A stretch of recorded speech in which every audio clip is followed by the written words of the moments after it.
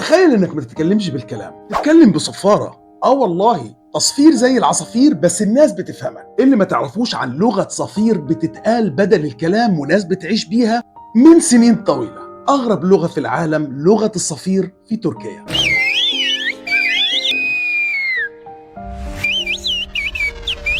في قرية صغيرة فوق جبال البحر الأسود في شمال تركيا، وتحديدا في قرية اسمها كوشكوي، في ناس بتتكلم بطريقة غريبة جدا بالصفير. هم بيحولوا أي جملة عايزين يقولوها لصفارة، وكل واحد فيهم بيفهم التاني كأنها لغة طبيعية زي العربي والإنجليزي.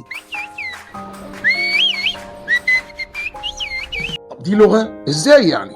اللغة دي اسمها لغة الطيور أو كوش ديلي بالتركي. بتستخدم نفس الحروف اللي في اللغة التركية، بس بتتحول لصوت صفير بأشكال مختلفة. يعني مثلا بدل ما تقول ازيك يا عم تصفر بطريقة معينة واللي قدامك يفهم. طب أصل اللغة إيه؟ هقول لك.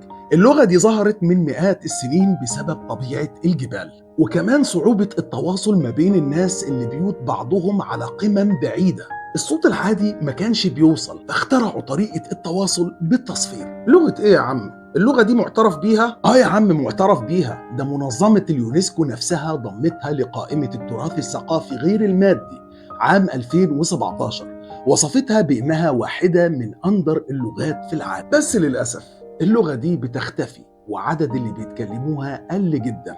زمان كانوا بالآلاف، دلوقتي بقوا أقل من 300 شخص بس، وده بسبب التكنولوجيا والموبايلات اللي خلت الناس تبطل تعتمد عليها. تخيل بقى ان في مدرسة في تركيا بتدرسها للأطفال عشان يفضلوا محافظين عليها.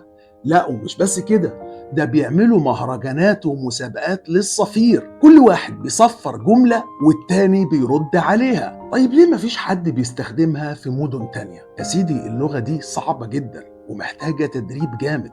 كمان ما ينفعش تتكلم بيها في الشارع في اسطنبول، لأن الناس هتبص لك وهتفتكرك بتنده على العصافير. المعلومة الصادمة في الموضوع ده إن علماء الأعصاب درسوا دماغ الناس اللي بيتكلموا بلغة الصفير.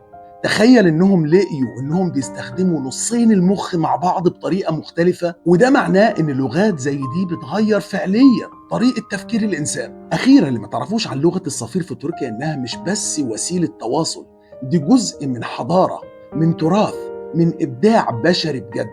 إزاي ناس استخدموا الطبيعة وخلقوا لغة مش بالكلام. لو عجبتك الحلقة شاركها مع صاحبك اللي بيحب الحاجات الغريبة، وما تنساش تقولي لو انت كنت بتتكلم بلغة الصفير دي كان ممكن تقول ايه. استناكوا الحلقة الجاية ومعلومة جديدة وغريبة في اللي ما تعرفوش عنه. وسلام.